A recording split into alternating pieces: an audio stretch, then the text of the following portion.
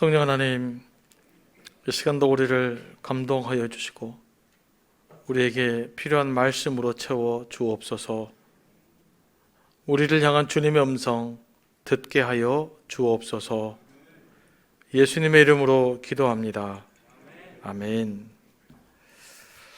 목장에서 그 말을 관리하는 사내가 있었습니다. 갑자기 예상치 못했던 폭풍우가 몰아쳐서 목장이 쓸려 내려가게 생겼습니다. 그래서 그 사내가 하나님께 기도했습니다. 하나님, 제발 아무 일도 없게 이 폭풍우가 지나가게 해 주십시오. 그렇게만 해 주신다면 이 말을 팔아서 모두 나무리에 쓰겠습니다. 그 기도가 통했는지 얼마 안 있어서 폭풍우가 멈췄습니다. 그러자 그 사내는 약속을 지키기 위해서 그 말 한 마리를 그 시장으로 끌고 갔습니다. 가는 길에 염소도 한 마리 팔아야 되겠다 해서 같이 끌고 갔습니다. 그것을 본 시장 사람이 다가와서 말합니다. 그 말을 파는 겁니까? 그 사내가 말합니다. 네, 팝니다. 하지만 이 염소를 꼭 끼워서 팔아야 됩니다. 그러면 합해서 다 얼마인가요? 산다 이렇게 말합니다. 염소가 1,000,000원이고 말이 30,000원입니다. 그렇게 해서 말값 30,000원만 하나님께 바쳤답니다. 여러분, 혹시 우리가 하나님의 약속을 이런 식으로 지키고 있지는 않습니까? 내 유리한 방식대로, 내 편리할 대로. 이걸 한번 우리가 점검하며 좀 살았으면 좋겠습니다. 아브라함이 하갈에게서 이스마엘을 낳은 후에 13년의 시간이 흘렀습니다.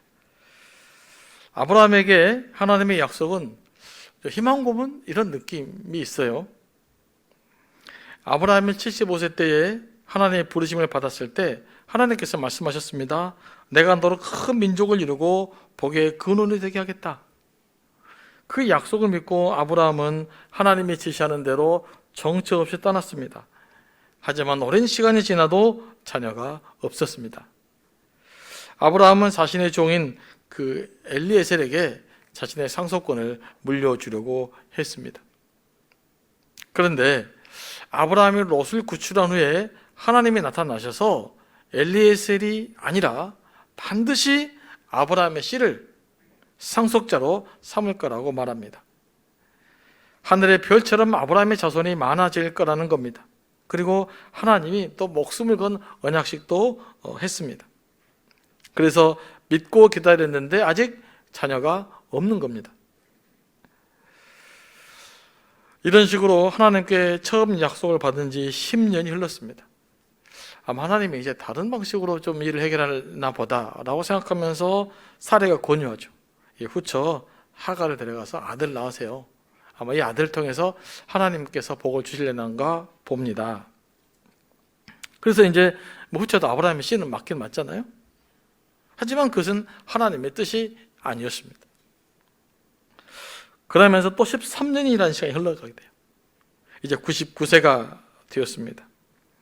인간적으로는 다른 희망을 가질 수 없는 상황이었죠. 아브라함은 어떻게 살았을까요? 13년 동안. 아마 이제 이스마엘만 바라보고 살았을 거예요. 그래도 자식이니까 자기 자식은 더 이쁘잖아요. 그러니까 이제 이스마엘만 보고 아마 14년을 살았을 것 같아요. 그때 하나님이 나타나셔서 말씀합니다. 내 앞에 행하여 완전하라. 너는 내 앞에 행하여 완전하라고 말씀하십니다. 내 앞에 행하여 완전하라는 말은 하나님 앞에 순종하며 흠없이 살라는 말입니다. 여기서 완전하라는 뜻은 하나님께 드려지는 완전한 제물을 의미합니다. 하나님의 약속이 성취될 순간에 하나님께서 다가오셔서 우리에게 요구하시는 것이 있습니다. 그것은 너는 내 앞에서 행하여 완전하라는 것입니다. 하나님 앞에 거룩하고 흠없는 백성으로 살라는 것입니다. 이것은 하나님의 약속을 붙들고 사는 모든 사람들에게 해당되는 겁니다. 하나님의 약속을 붙들고 사는데 아무렇게나 산다? 이럴 수는 없는 거죠.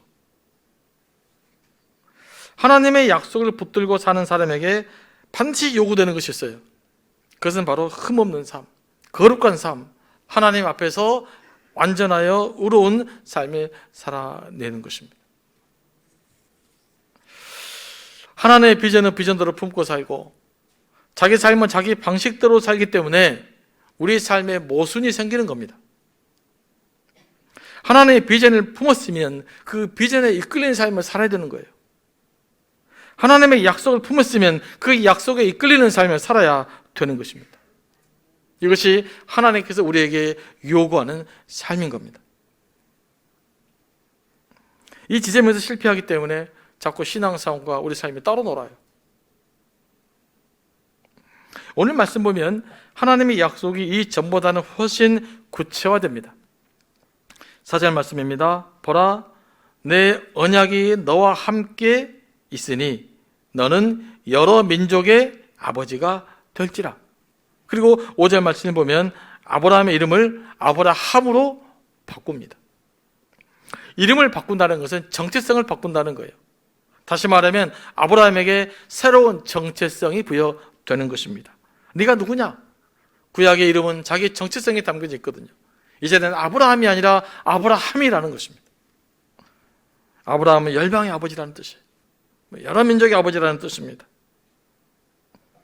하나님께서 당신의 약속을 이루기 위하여 아브라함을 아브라함으로 그 이름까지 바꿨으니 그 약속이 곧 실현될 것입니다. 여기까지 오는데 24년 걸렸습니다. 상당히 오랜 시간이죠. 이제 하나님께서 아브라함을 택하시고 약속한 목적을 좀 더 분명하게 설명하고 있습니다. 왜 하나님은 아브라함을 택해서 그 자손에게 복을 주시려고 하는 걸까요? 7절 말씀입니다. 다 같이 한번 읽어보겠습니다. 시작. 내가 내 언약을 나와 너 및 내 대대 후손 사이에 세워서 영원한 언약을 삼고 너와 내 후손의 하나님이 되리라는 거예요. 자, 하나님께서 아브라함을 택하신 목적이 뭡니까?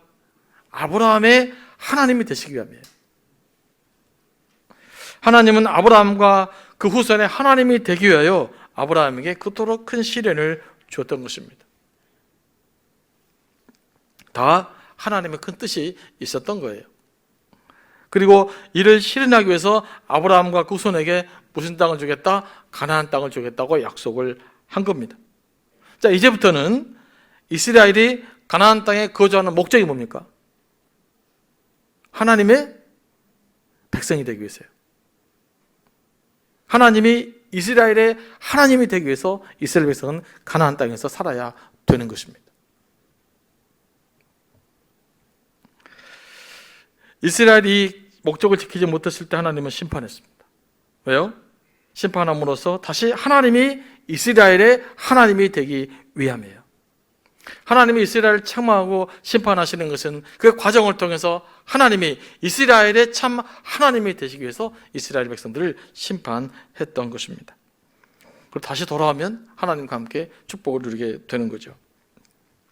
그러면 하나님이 나의 하나님이 되신다는 말은 무슨 뜻일까요? 하나님, 여러분 하나님이십니다. 이게 무슨 뜻입니까? 하나님이 나의 주권자, 내 인생을 책임져 주시는 바로 그분이라는 고백이에요. 하나님 나의 든든한 백이 되어 주시겠다는 말입니다. 바로 하나님은 내가 섬기고 예배할 대상이라는 말이에요. 그래서 나는 너의 하나님이라는 것은 나는 너의 예배의 대상이다 라는 말로 바꿨을 수 있는 겁니다. 그리고 그 예배한 우리를 통해서 하나님의 뜻을 이루어 가겠다는 것이죠. 그것이 내가 너의 하나님이라는 뜻입니다. 우리가 하나님을 나의 하나님으로 고백할 때 이런 고백이 하나님께 드려져야 되는 것이죠. 하나님이 우리를 택하시는 목적, 하나님 우리에게 복을 주시는 목적은 오늘 1절 말씀에 따르면 우리가 행위가 온전한 거룩한 하나님의 백성으로 세워지기 위함입니다. 그것 때문에 하나님께서 여러분에게 복을 주시는 거예요. 하나님은 나 혼자 우리들만 잘 먹고 잘 살게 하기 위해서 복을 주시는 분이 아니십니다. 하나님의 거룩한 예배자로, 흠없는 예배자로 세우기 위해서 복을 주시는 것입니다. 하나님을 경험하고 하나님을 체험하고 그 결과로 하나님을 예배하는 사람이 되어라 라는 거예요. 그러므로 예배자가 되는 것이 우리를 부르신 첫 번째 하나님의 목적에 반응하는 거예요. 그러므로 우리가 기도 응답을 받고 하나님께 복을 받을 때마다 우리 자신에게 물어야 할 질문이 있어요. 하나님 보고 오셨네요. 하나님의 은혜다 라는 것을 느끼는 순간 우리가 하나님께 던져야 될 질문이 뭐냐면, 내가 어떻게 행위가 온전한 하나님의 거룩한 백성으로 살 것인가 입니다. 이 질문을 하고 사십니까? 우리가 이 물음을 빠뜨려 버렸기 때문에 우리가 기복주의적 신앙생활을 하고 있는 거예요. 무엇이라도 작은 것이라도 하나님의 은혜를 경험했습니까? 그러면 물어야 돼요. 이제는 나는 어떻게 하나님의 거룩한 백성으로 살아야 됩니까? 오늘 한국교회는 이 물음을 빠뜨려 버렸기 때문에 생기는 문제예요. 이전에는 이제 하나님께서 아브라함을 재워놓고 하나님이 단독적으로 계약을 맺었지 않습니까? 내가 반드시 나의 약속을 지킨다고 말합니다. 하지만 이제는 하나님과 아브라함이 직접 언약식을 체결합니다. 그것도 아주 구체적으로 사람의 몸에다가 이제 하나님의 약속에 대한 언약식을 체결하는 거예요. 그것이 뭡니까? 바로 할례예요, 할례. 10절 말씀이죠. 너희 남자는 다 할례를 받으라. 할례는 하나님의 언약 백성의 표식입니다. 그렇게 해서 할례를 받게 된 거예요. 이제 모든 이스라엘 남자들은 이 표식을 지녀야만 됩니다. 14절 말씀에 따르면 할례를 하지 않는 모든 남자들은 그 백성 중에서 끊어질 것입니다. 이후로 하나님은 모세의 율법을 통해서 모든 이스라엘 백성들에게 할례를 하게 만들었습니다. 그러니 이스라엘 사람들에게 할례가 얼마나 중요하게 생각됐겠습니까? 그렇지 않아요? 아브라함에게서부터 성경에서 기록된, 오히려 할례를 받지 않으면 그 백성 중에서 끊어져야만 하는 그런 하나님의 표식으로서 증거, 이것이 할례였던 거예요. 이것이 바벨론 포로기를 지나가면서 예배를 드릴 수 없는 환경에 처하게 되자 더 중요한 이스라엘 하나의 뭐라 그럴까요? 그 삶의 규범으로 내려져 왔던 것입니다. 그래서 이 할례가 바울 시대를 그토록 중요한 문제가 되어졌던 거예요. 그런데 이 할례의 정신이 사라진 거예요. 자, 바울 시대는. 그래서 사도 바울이 뭐라 합니까? 몸에 받은 할례가 중요한 것이 아니라 마음으로 할례를 받아야 된다라고 해서 진정한 마음의 갱신으로서의 할례를 사도 바울이 강조하게 된 것이 되면서 할례의 바른 의미를 가르쳐 준 것이죠. 할례가 하나님의 언약이라는 표식인데 이것 없이도 구원을 받을 수 있겠냐라는 것이 유대인들의 논리였죠. 이게 이제 유대인들 입장에서 보면 또 맞긴 맞아요. 우리 조선시대 생각해 봅시다. 자, 이제 나이가 장가를 가면 뭐 해야 됩니까? 양반들은 상투를 해야 돼요. 상투를 안 하면 양반 사회에 출입할 수가 없죠. 그러니까 이 유대인들의 할례는 그보다 더 중요한 개념이기 때문에 그렇게 목숨을 걸었던 거예요. 이스라엘 백성은 나는 하나님이라는 정체성을 할례를 통해서 확인했습니다. 나는 하나님의 언약 백성이요 나를 통해서 하나님의 약속이 성취될 것입니다. 이를 위해서 하나님 앞에서 흠없는 백성으로 살겠습니다 라는 이 결단, 이 신앙 고백, 이것이 할례를 통해서 이루어진 것입니다. 그런데 오늘 말씀 보니까 모든 남자는 아이가 낳은 지 8일 만에 할례를 받아야 됩니다. 아브라함은 뭐 자기가 정체성을 갖고 자기가 결단함으로써 할례를 받았겠지만, 자, 8일 된 아이가 자기 결정을 할 수 있겠습니까? 자기 신앙의 정체성을 가질 수 있겠습니까? 없죠. 그런데 그 아이는 8일 만에 남자든 할례를 받아야 돼요. 이건 뭘 의미하는 걸까요? 이 아이의 영적인 정체성은 누가 책임져야 된다? 누구요? 부모가 책임져야 된다 말이에요. 부모가. 그러니까 아이를 8일 만에 할례하고 그 나머지 이 아이가 신앙의 정체성을 회복하는 것은 누구 책임이다? 부모가 가르쳐야 된다는 거예요. 그래서 유대인들이 교육이 발달됐던 것입니다. 신앙의 교육은 바로 가정에서부터 부모에게서부터 시작되어야 된다는 거죠. 우리도 그러므로 여러분도 여러분의 자녀를 보면 너는 내 새끼다 그러면 안 돼요. 너는 내 새끼가 아니라 너는 하나님의 자녀다, 이걸 가르쳐야 됩니다. 어렸을 때부터 그것을 가르쳐야 돼요. 너는 하나님의 사람이다, 하나님 내 인생 책임져 주실 것이다, 이런 걸 가르쳐야 돼요.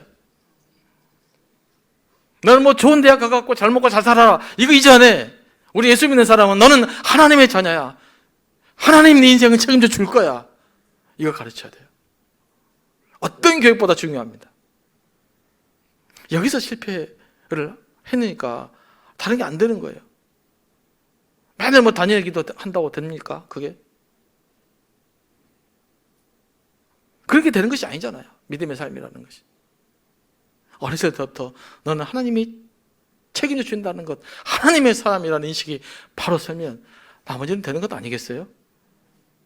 우리가 이것을 자녀들에게 잘 못 가르쳤다는 것이 우리의 저는 문제라고 생각합니다. 이제 다시 정립해야 됩니다. 나도 하나님의 것이고 우리의 자녀도 내 새끼가 아니라 하나님의 새끼로 키우시기 바랍니다. 우리 젊은 부부도 많이 계시는데 지금부터 한번 결정을 바꾸어 보시기 바랍니다. 하나님 역사가 일어날 거예요. 우리 그리스도인들이 하나님의 자녀라는 표시를 받은 것이 바로 세례입니다.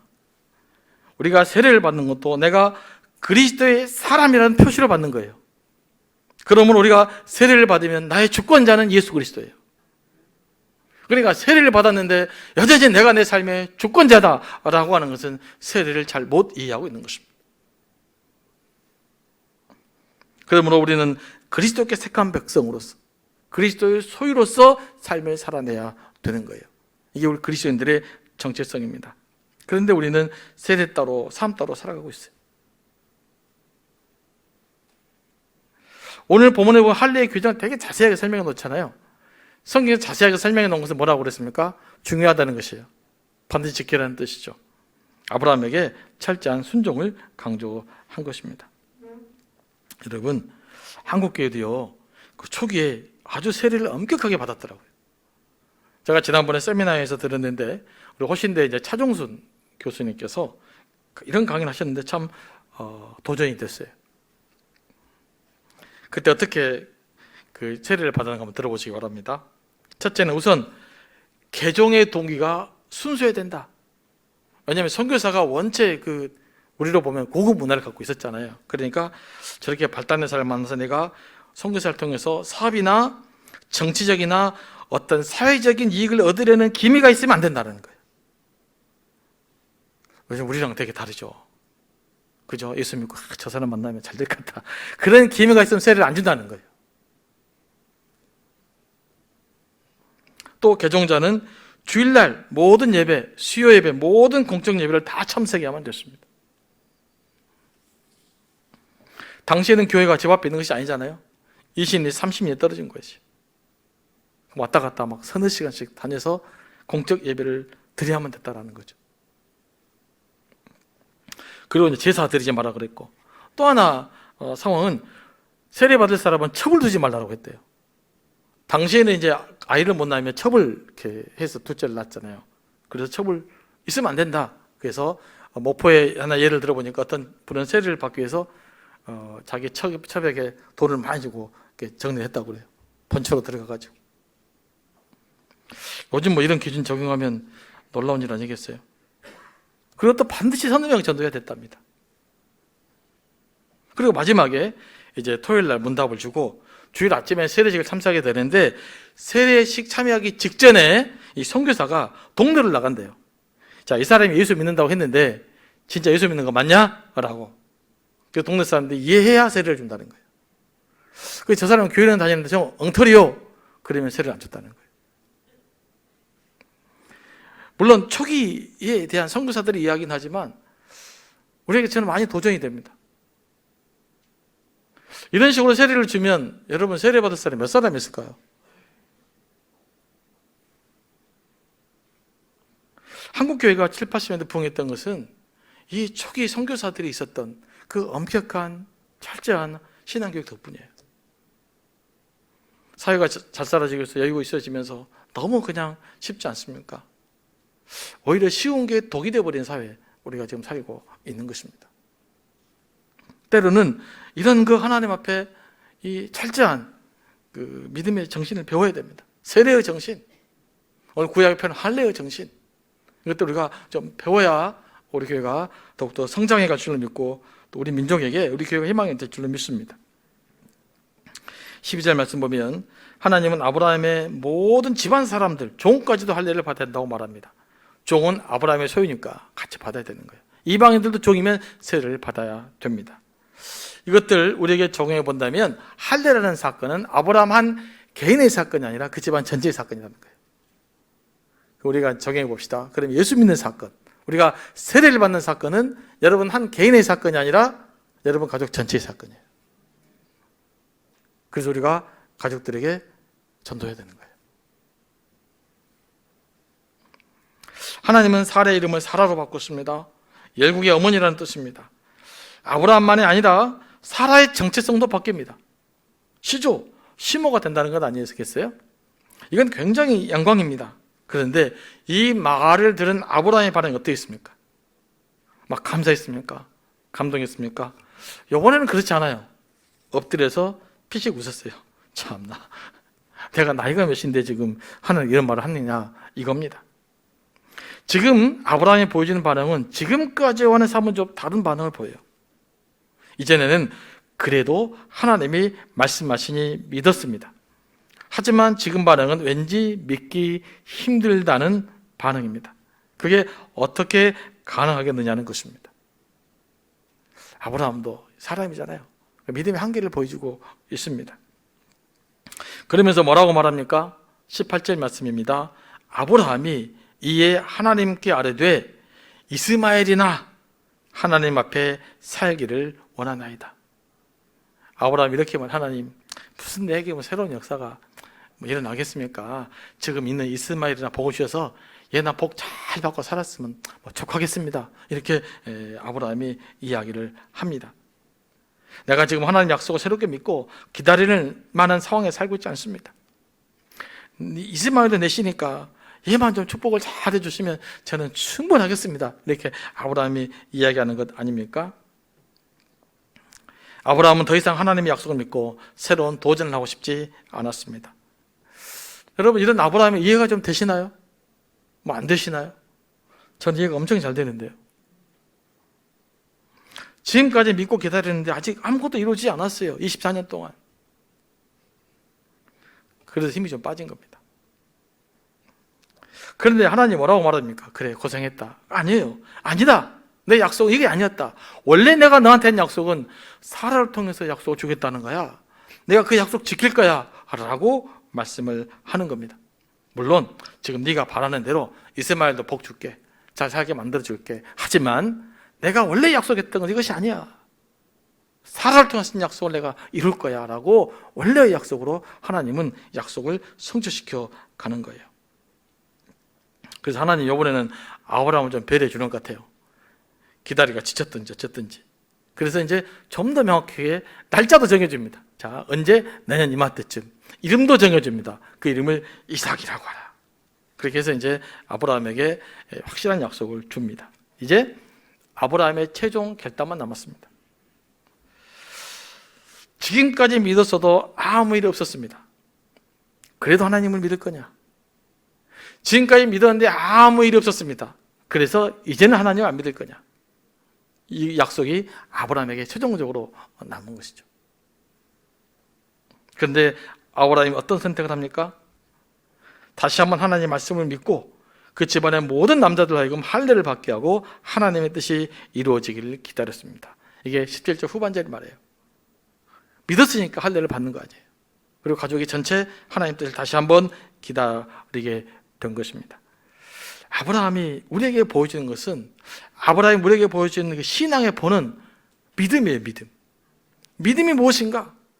처음 부르심 받을 때부터 지금까지 어떻게 아브라함이 믿음을 지켜왔는가? 그 믿음을 봐야 되는 거예요. 우리 신앙에서도 이런 믿음이 있게 되기를 원합니다. 이게 사실 믿기 쉽지 않는 일이잖아요. 하나님이 3번이나 나타나셔서 말씀했어요. 그런데 약속이 이루어지지 않았습니다. 또 다시 나타나셔서 말씀합니다. 여러분은 그러면 이게 쉽게 믿어질 것 같습니까? 제 어렸을 때요, 야, 네 3세판까지만 봐준다, 이런 말을 들은 적 있어요. 여러분 그런 말 들은 적 있으시죠? 3세판. 무슨 말이에요? 내가 3판까지는 봐주겠다. 하지만 그 이상은 안 된다, 라는 것이죠. 그래, 하나님 3세판이 넘어서 4판, 5판째 온 거예요. 그럼에도 불구하고 하나님은 아브라함은 여전히 하나님을 믿었습니다. 얼마나 많은 시간을 기다렸습니까? 얼마나 많은 믿음의 흔들림도 있었습니까? 그럼에도 불구하고 마지막 순간에 아브라함은 하나님을 믿고 따랐다는 거예요. 여러분, 아브라함도요, 믿음의 불철주야. 무슨 막 흔들리지 않는 믿음의 전사로 살지 않았어요. 말씀 보면 그러지 않습니까? 아브라함이 하나님 약속에 대해서 흔들림도 있었고, 하나님의 말씀을 오해하기도 했고, 자기 방식대로 해석하기도 했고, 하지만 마지막 순간에는 다시 하나님에 대한 믿음으로 돌아왔다는 거예요. 이게 신앙이에요. 여러분들이 아무리 열심히 신앙생활을 해도 때로는 흔들리고, 때로는 약속을 내 마음대로 변하기도 하고, 약속을 내 마음대로 수정할 때도 있고, 약속을 오해할 때도 있어요. 그러나 궁극적으로 우리가 가야 될 것은 다시 원래의 말씀으로 돌아가야 되는 것입니다. 원래 하나님 말씀으로 돌아와야 돼요. 그게 믿음이에요. 그래서 흔들릴 때도 언젠간 주님께 돌아가야 된다라는 걸 붙들고 있어야 됩니다.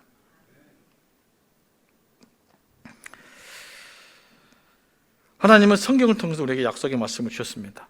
자, 여러분에게 약속의 말씀 뭘로 주셨다고요? 이제는 성경을 통해 주신 거예요. 그래서 하나님 약속을 들으려고 하지 마십시오. 말씀드리지만 안 들려요. 꿈으로 보려고 하지 마십시오. 꿈에 안 나타납니다. 성경이 있잖아요, 성경이. 이게 하나님의 약속이잖아요. 뭘 기다리겠어요? 이거 믿으면 되는 거지. 자꾸 안 들리는 거 듣는다고 그래서 자꾸 안 보이는 거 보려고 그러니까 자꾸 문제가 생기잖아요. 문제가. 하나님의 약속은 분명합니다. 이 약속을 믿고 따르셔야 돼요. 제가 우리를 향한 하나님의 약속을 여러 가지 있지만 한 3가지만 선포하겠습니다. 자, 눈을 한번 감으시기 바랍니다.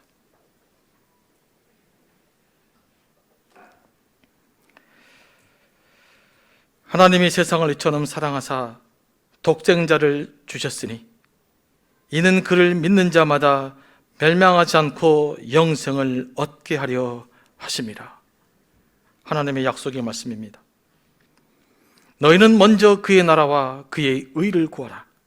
그리하면 이 모든 것을 너희에게 더하시리라. 하나님의 약속의 말씀입니다. 아무것도 염려하지 말고 다만 모든 일에 기도와 간구로 너희 구할 것을 감사함으로 하나님께 아뢰라. 그리하면 모든 지각에 뛰어난 하나님의 평강이 그리스도 예수 안에서 너희 마음과 생각을 지키시리라. 하나님의 약속의 말씀입니다. 말씀을 읽을 때 내게 다가오는 하나님의 약속을 붙들고 하루하루 믿음의 소망 흔들리지 않고 살아내는 저와 여러분 되기를 원합니다.